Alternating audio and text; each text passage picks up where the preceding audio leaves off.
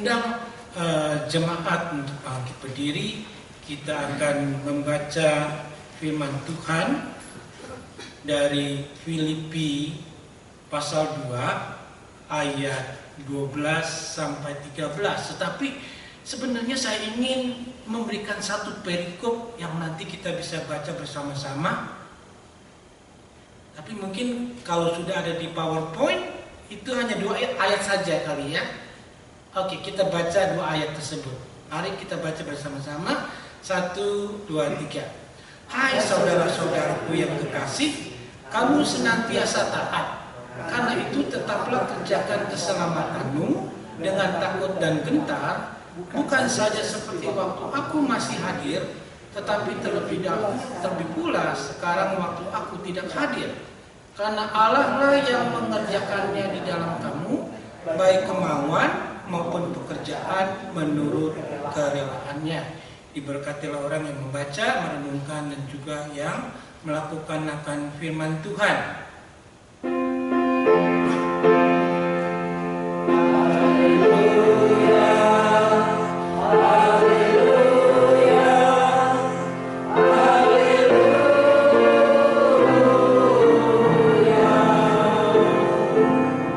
Jemaat silakan duduk.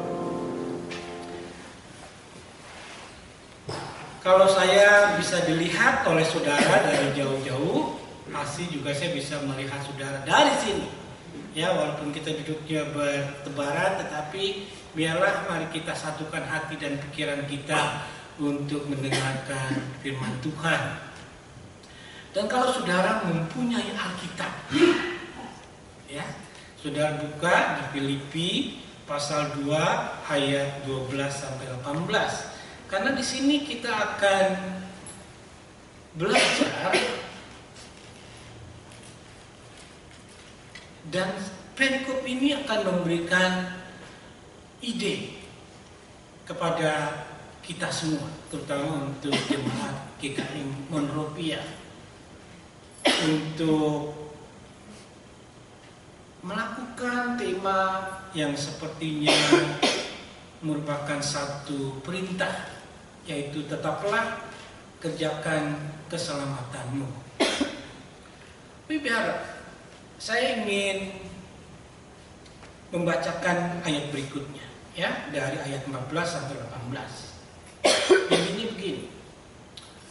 Lakukanlah segala sesuatu dengan tidak bersungut-sungut dan berbantah-bantahan, supaya kamu tiada beraib dan tiada bernoda, sebagai anak-anak Allah yang tidak bercela di tengah-tengah angkatan yang bengkok hatinya dan yang sesat ini, sehingga kamu bercahaya di antara mereka seperti bintang-bintang di dunia, sambil berpegang pada firman kehidupan, agar aku dapat bermegah pada hari Kristus, bahwa aku tidak percuma berlomba dan tidak percuma bersusah-susah. Tetapi sekalipun darahku dicurahkan pada korban dan ibadah imanmu, aku bersukacita dan aku bersukacita dengan kamu sekalian. Dan kamu juga harus bersukacita demikian, dan bersukacitalah dengan aku. Saudara-saudara, ayat 12 kita melihat bahwa gereja Filipi itu adalah gereja yang sangat baik, ya. Karena Paulus mengatakan bahwa mereka senantiasa taat. Tapi Paulus tidak puas dengan hanya taat saja. Paulus tetap mendorong mereka untuk supaya mereka makin maju lagi di dalam pelayanan mereka. Dan penerapannya, kalau ingin maju lagi, tidak boleh puas dengan apa yang sudah mereka lakukan.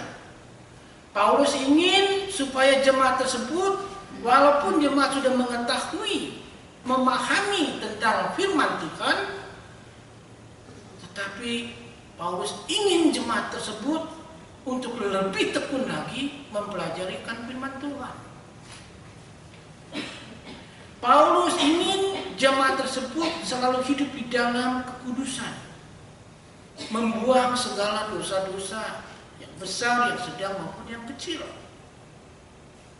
Dan Paulus ingin supaya jemaat Filipi terus mempunyai hubungan pribadi dengan Tuhan.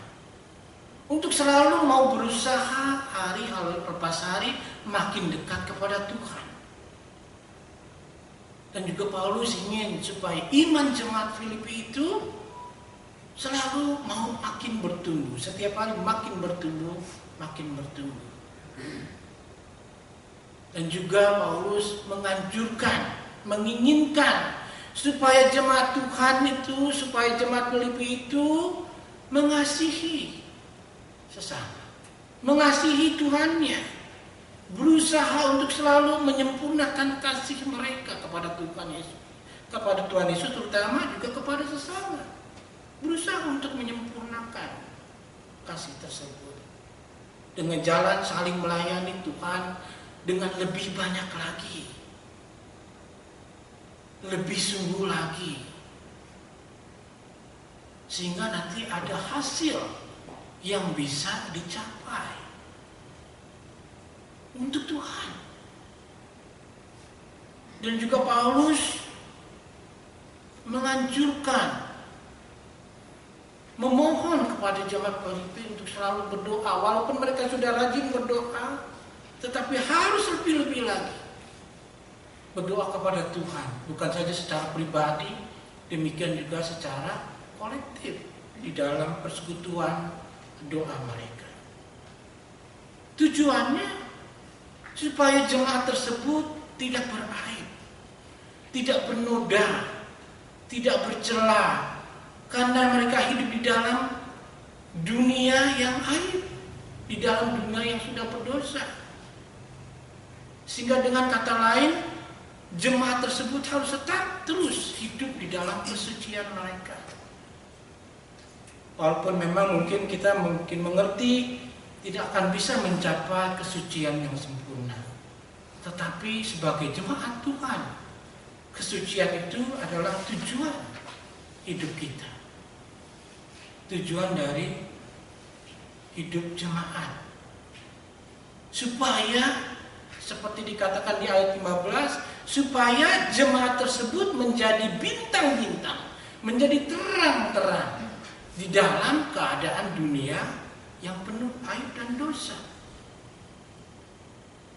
Di situ ditulis bahwa Paulus mengatakan semua mereka itu hidup di tengah-tengah angkatan yang sesat dan bengkok hatinya. Hingga pergumulan mereka, pergumulan kita itu sama. Mungkin saudara komplain, paling mana bisa saya hidup suci, saya masih hidup di dunia, saya harus tetap masih bergumul dengan orang-orang yang berdosa. Tetapi di ayat 15 di situ Paulus mengatakan, apa katanya? Supaya kamu tiada beraib dan tiada bernoda sebagai anak-anak Allah yang tidak bercela di tengah angkatan yang tidak sempurna. Karena kehidupan kesucian itu bukan nanti pada waktu kita di surga, tetapi pada waktu kita masih ada di dunia.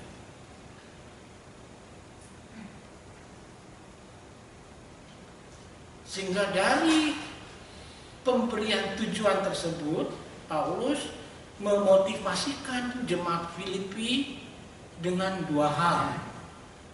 Pertama, Paulus mengatakan bahwa kalian adalah anak-anak Allah. Anak-anak Allah sangat berbeda dengan anak-anak dunia. Ya, kita harus menjadi suci. Suci artinya we separated from the world. We not the world. We separated from the world.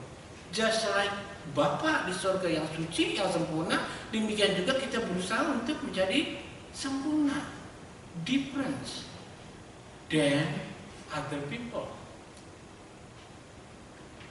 Sehingga Paulus memotivasikan mereka, tujuannya untuk boleh menjadi suci karena kalian adalah anak-anak Allah.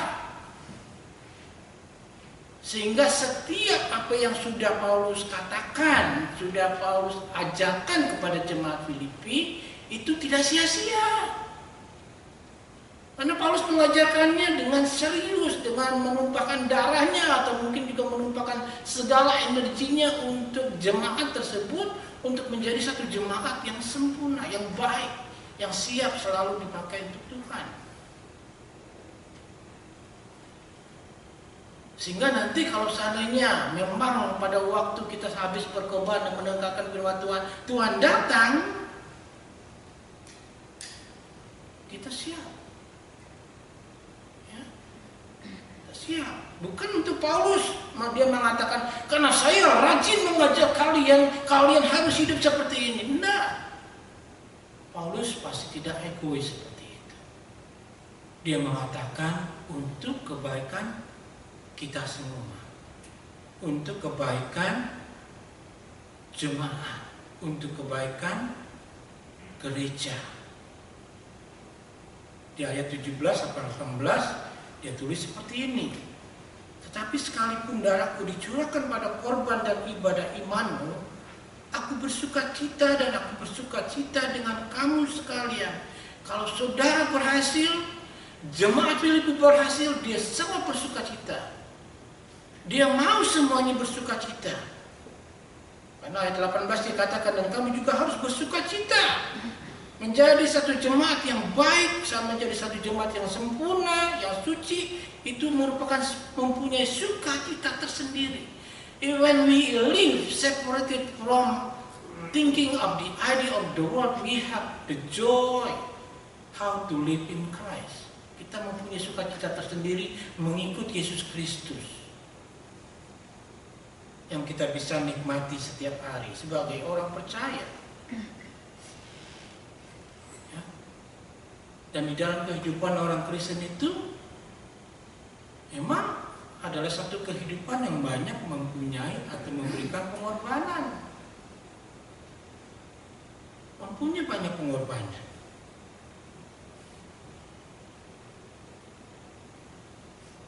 Sebagai satu pengorbanan yang kita harus berikan untuk kemajuan Injil, untuk merespani panggilan Tuhan, supaya kita harus maju terus.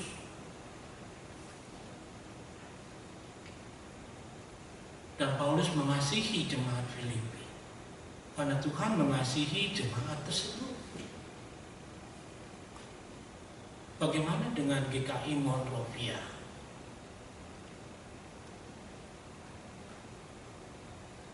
Balik lagi ke ayat 12, kita mundur. Paulus mengatakan, kerjakan keselamatanmu. Ini bukan artinya kita untuk mendapatkan keselamatan lalu kita bekerja untuk gereja, melayani gereja, melayani sesama sehingga kita mendapatkan keselamatan. Tetapi keselamatan yang dikatakan Paulus itu bukanlah keselamatan merupakan usaha manusia, bukan keselamatan usaha manusia plus Allah, tetapi semata-mata keselamatan yang dimaksudkan itu mempunyai artinya mulai saat kita percaya kepada Tuhan Yesus, terus kita melayani sampai kita masuk surga. Pada waktu kita terima Tuhan Yesus, kita terus melayani Dia sampai Dia panggil kita. Sehingga itu artinya yang dikatakan kerjakanlah keselamatanmu. Sedangkan dalam bahasa Yunani-nya itu lebih bagus lagi. Artinya begini, katergazeste, dalam arti kata kerja, the verb, artinya to bring to completion. When the Lord call you, you need to complete His calling. Menyelesaikan panggilan Dia sampai nanti kita masuk ke surga dengan serius merespani panggilan Dia. Ini Paulus mengetahui jemaat Filipi taat. Jemaat Filipi itu jemaat yang bagus, tetapi tetap Paulus memotivasikan mereka, mendorong mereka untuk terus bekerja kepada Tuhan, untuk Tuhan, sampai akhir. Sampai akhir. Walaupun banyak turmoil, walaupun banyak masalah, walaupun banyak tantangan, see, when they live long time ago, the same thing like our time, nothing different, same thing. But the idea, seluruh firman Tuhan itu selalu sama. Jadi kalau kita simak benar-benar apa yang dia katakan untuk jemaat Filipi 2000 years ago, sama seperti dia mengatakan kepada kita pada hari ini. Tetaplah kerjakan keselamatan.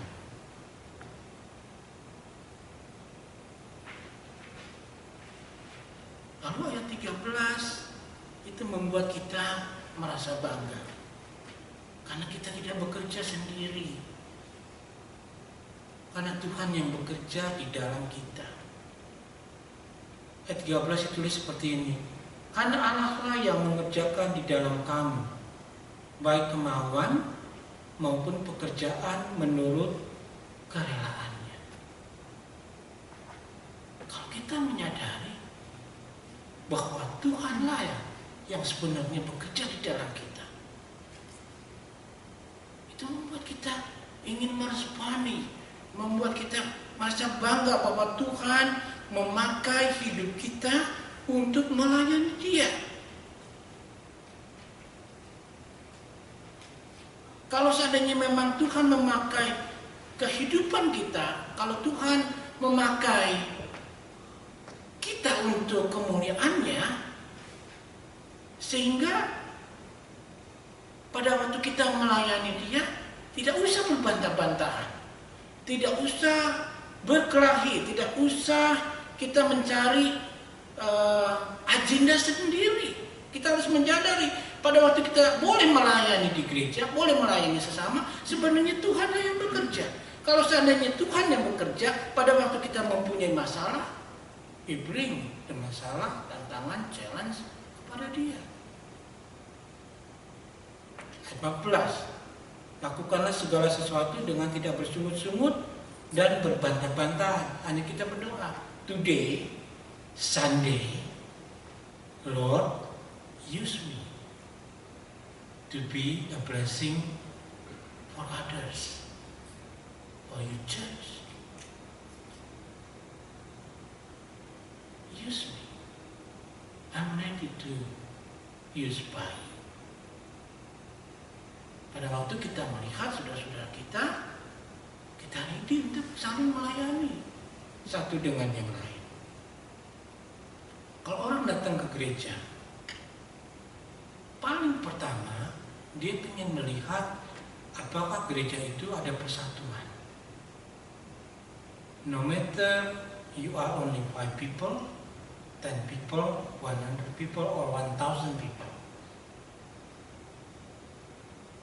Tapi kalau kita datang dari rumah, yes Lord, I want to serve you. Only one goal, I want to serve you. One goal. There is no other agenda. I just want to serve you and of course serve others, serve brother and sister in Christ. Sehingga pada waktu kita menjalankan gereja tanpa gegeran, selalu bersatu. Karena semuanya menjalankan aktivitasnya, menjalankan kegiatannya berdasarkan firman Tuhan. Tidak berdasarkan dengan agenda yang lain, tetapi berdasarkan firman Tuhan. Karena itu walaupun saudara sudah mengetahui firman Tuhan, terus mesti belajar. Karena firman Tuhan itulah yang akan menjadi pegangan saudara untuk saling melayani. Ayat 16 katakan, sambil berpegang pada firman kehidupan, agar aku dapat bermegah pada hari Kristus.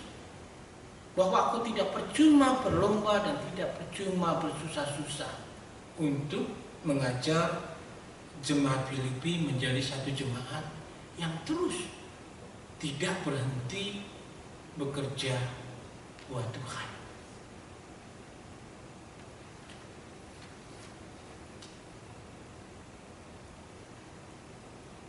Saya tidak lama untuk berkhotbah. Ya. Sama seperti orang Filipi sebagai penutup. Mungkin saudara sudah pernah mengalami kemajuan. Kalau saya melihat buletin yang dulu dari GKI Monrovia, boy, I wish I can have the church like that. I wish so perfectly, so sempurna, begitu baik. Tapi saudara juga masih tetap melakukan sesuatu yang baik. Sehingga dari pembacaan firman Tuhan ini, ya itu boleh memberikan satu ide kepada saudara untuk terus maju. Jangan merasa puas. Kalau melayani Tuhan, jangan terlalu merasa puas. Harus mau lebih maju lagi, harus lebih mau maju lagi, mau lagi dipakai oleh Tuhan. Gaya hidup rohani saudara baik, mau lebih baik lagi, mau menjadi teladan bagi gereja-gereja lain. You show it to them. Walaupun banyak masalah, tetap berjuang. Dikatakan tidak ada yang isi. Tapi Paulus mengatakan, tetaplah berjuang. Bukan berjuang untuk GKI Monrovia, bukan. Tetapi berjuang untuk Injil Tuhan. Tetapi saudara bisa berdoa, Tuhan pakai GKI Monrovia untuk kemajuan Injil-Mu. Karena kami sudah mempunyai fasilitas. Kami mempunyai orang-orang. Kami mempunyai everything. Use us again.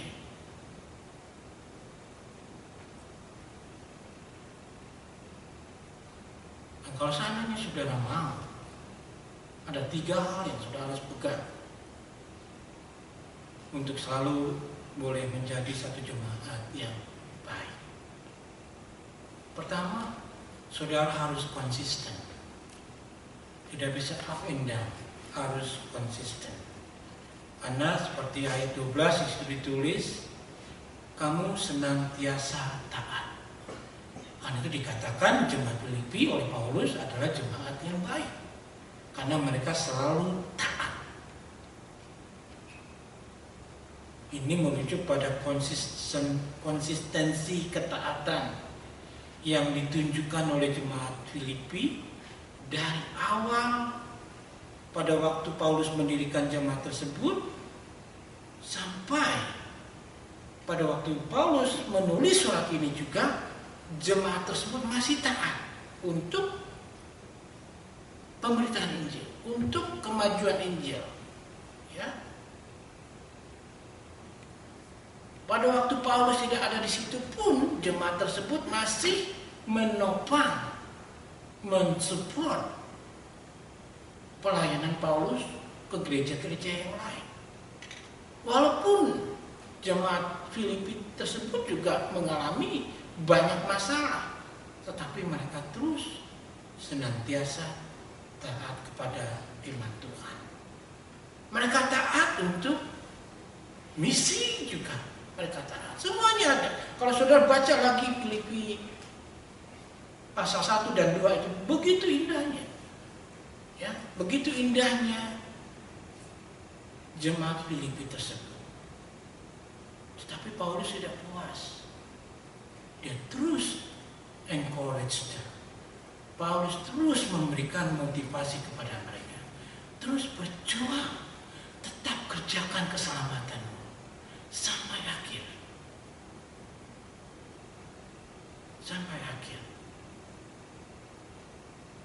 harus konsisten. Lalu yang kedua, harus ada unity di antara mereka. Harus ada unity di antara kalian. Harus ada harmonis antara kalian. Harus mempunyai goal yang sama. Ya, tidak boleh ada goal yang lain. Jemaat Tuhan harus mempunyai goal yang sama, yaitu seperti goalnya Tuhan Yesus, hanya ingin memuliakan Bapa di surga. Not only for the church of GKI Monrovia, but only one goal, yaitu untuk memuliakan Bapa di surga. Bukan untuk gereja. Jadi satu jemaat tersebut diajarkan untuk mempunyai goal yang sama. Tahunya dari mana? Dari ayat 5 sampai 11. Dia tulis begini, supaya jemaat Filipi mencontoh kehidupan Kristus. Kristus datang ke dunia, goalnya apa? Cuma satu, dia ingin mengerjakan pekerjaan Bapa di dunia. That's it. That is your goal too. That is my goal too. Only one goal. Kita baca ya, ayat 5 sampai 11. Hendaklah kamu dalam hidupmu bersama menaruh pikiran dan perasaan yang terdapat juga dalam Kristus Yesus, yang walaupun dalam rupa Allah tidak menganggap kesetaraan dengan Allah itu sebagai milik yang harus dipertahankan, melainkan telah mengosongkan dirinya sendiri dan mengambil rupa seorang hamba dan menjadi sama dengan manusia. Dan dalam keadaan sebagai manusia, ia telah merendahkan dirinya dan taat sampai mati, bahkan sampai mati di kayu salib. Itulah sebabnya Allah meninggikan dia dan mengaruniakan kepadanya nama di atas segala nama, supaya dalam nama Yesus bertekuk lutut segala yang ada di langit dan yang ada di atas bumi dan yang ada di bawah bumi, dan segala lidah mengaku Yesus Kristus adalah Tuhan, bagi kemuliaan Allah Bapa. Belajar dari Kristus tentang kerendahan hati. Belajar dari Kristus untuk saling melayani. Belajar dari Kristus untuk hanya ingin mau melayani Bapa di surga.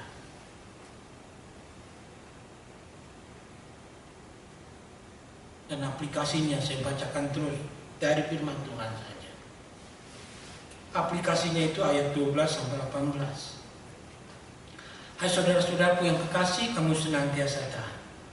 Karena itu tetaplah kerjakan keselamatanmu dengan takut dan gentar. Bukan saja seperti pada waktu aku masih hadir, tetapi terlebih pula sekarang waktu aku tidak hadir. Ya. Jadi Paulus mengajarkan kedewasaan. Ya, kedewasaan. Karena Allah lah yang mengerjakan di dalam kamu baik kemauan maupun pekerjaan menurut kerelaannya. Lakukanlah segala sesuatu dengan tidak bersungut-sungut dan berbantah-bantahan, supaya kamu tiada beraib dan tiada bernoda sebagai anak-anak Allah yang tidak bercela di tengah-tengah angkatan yang bengkok dan hatinya dan yang sesat ini, sehingga kamu bercahaya di antara mereka seperti bintang-bintang di dunia, sambil berpegang pada firman kehidupan, agar aku dapat bermegah pada hari Kristus, bahwa aku tidak percuma berlomba dan tidak percuma bersusah-susah, tetapi sekalipun darahku dicurahkan, walaupun kita berkorban, ya, korban dan ibadah imanmu, aku bersuka cita. Dan aku bersuka cita dengan kamu sekalian. Pada waktu kita melayani, pada waktu kita berkorban, pada waktu kita mau memberikan sesuatu yang baik untuk Tuhan, kita mempunyai sukacita tersendiri. Betul? Melayani Tuhan membawa sukacita enggak? Membawa sukacita. Membawa sukacita, saudara-saudara. Karena dia bekerja di dalam kita. Walaupun susah, tetapi kita mempunyai sukacita tersendiri. Lain dibandingkan dengan kita melakukan satu proyek. Ya. Tapi kalau kita mau taat dan kita mau melakukan menurut kehendaknya, kita mempunyai sukacita tersendiri. Sukacita tersendiri. Ya, ayat 18 dibilang, dan kamu juga harus bersukacita demikian. dan bersukacitalah dengan aku. Pada Paulus, walaupun banyak pengorbanan, tapi dia bersukacita. Paulus mengimbau, walaupun kalian mempunyai perjuangan yang panjang, tetapi bersukacitalah, karena Tuhan memakai saudara.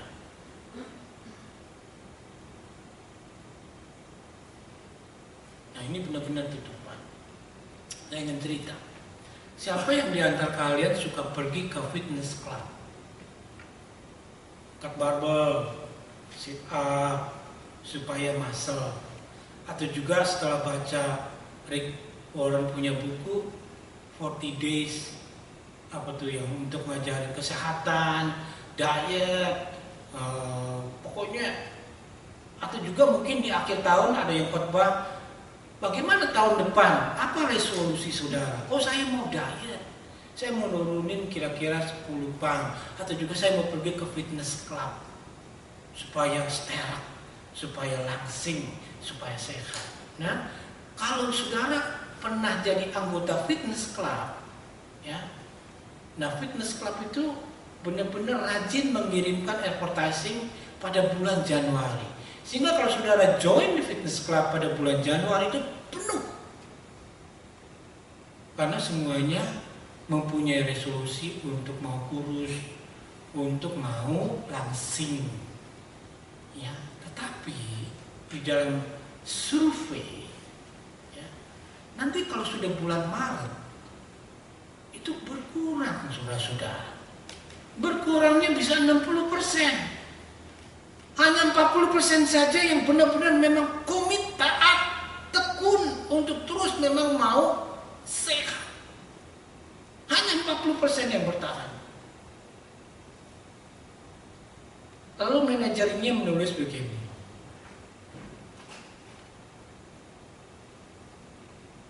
Mereka tidak mendapatkan hasil secepat yang mereka pikirkan untuk menjadi steril, untuk langsing, untuk menjadi kuat.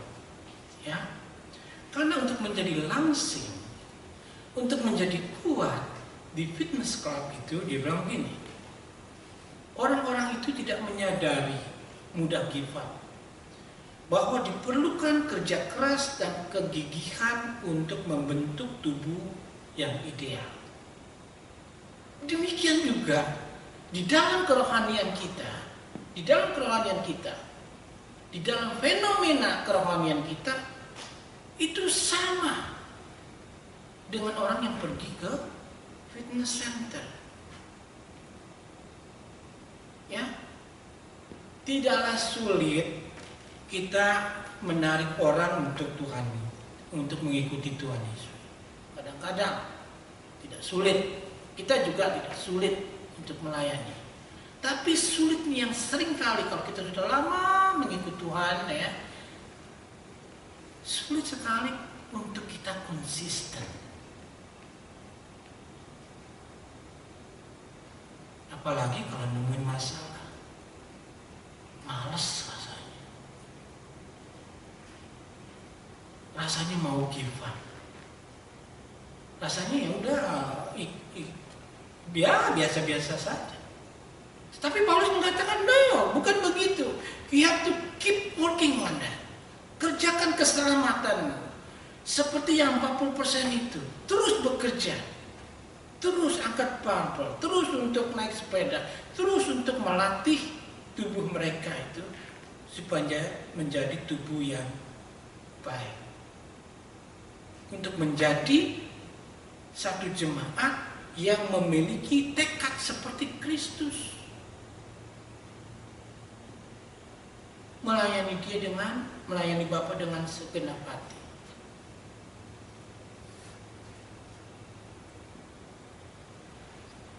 Mengapa yang 40% bisa berhasil? Pasti mereka mempunyai tekad. Mengapa jemaat Filipi bisa berhasil? Karena mereka selalu bertumbuh di dalam Kristus. Bertumbuh di dalam Kristus not only for 10 years, 15 years, tetapi seumur hidup. Setiap hari kita mau bertumbuh mau percaya, mau melayani terus, mau menyusuri jalan kehidupan ketaatan kita yang panjang sampai akhirnya. Karena pada waktu kita mengikuti Yesus Kristus, bukan satu langkah saja yang kita perlukan, tetapi seumur hidup saya, seumur hidup saudara, seumur hidup saya. Jadi mudah-mudahan saudara, dari pendengaran firman Tuhan pada hari ini, saudara mau mengerjakan keselamatan yang sudah Tuhan Yesus kerjakan. Bekerja lebih keras lagi, datang lebih pagi ke gereja, siapin seluruhnya, lebih sempurna lagi. Kalau dulu bisa sempurna, kenapa sekarang tidak bisa? Kalau dulu bisa baik, kenapa sekarang tidak bisa baik? Kalau dulu mulainya sedikit, kenapa sekarang tidak bisa? Pasti saudara bisa lagi.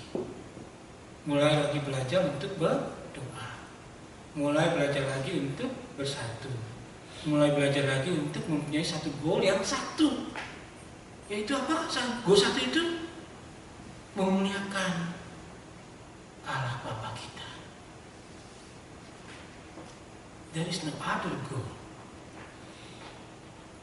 Tidak boleh ada orang mempunyai agenda sendiri-sendiri, tetapi harus bersatu lagi dengan mengasihi Dia. Mari kita doa. Tuhan Bapa kami yang ada di surga,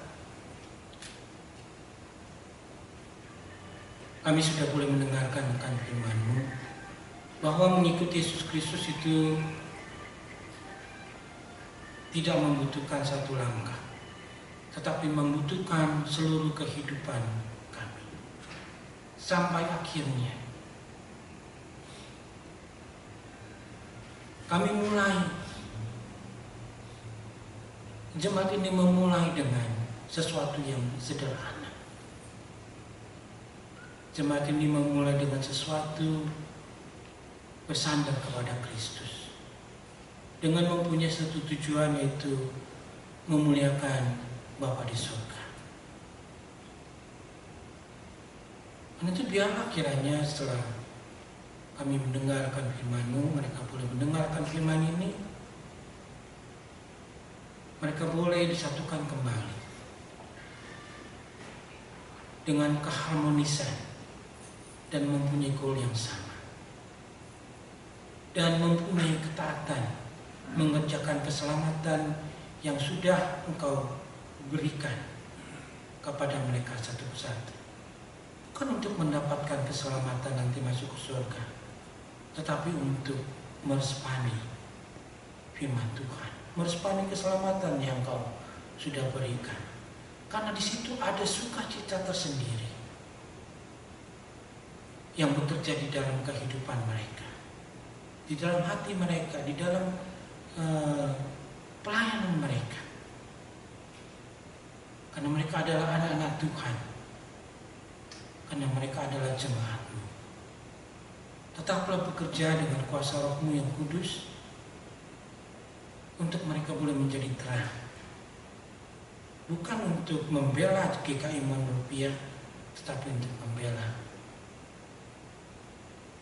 status keberadaan mereka sebagai anak-anak Allah, dan untuk kemuliaan Bapa di surga. Terima kasih Tuhan. Sebentar kami akan tutup, dan biarlah kiranya firman yang kami dengar itu boleh tertanam, melekat di dalam hati mereka, dan mereka bisa menjalankannya dengan penuh rasa syukur dan ketekunan kepada-Mu. Di dalam nama Tuhan Yesus kami boleh berdoa dan mengucap syukur hanya kepada-Mu saja. Amin.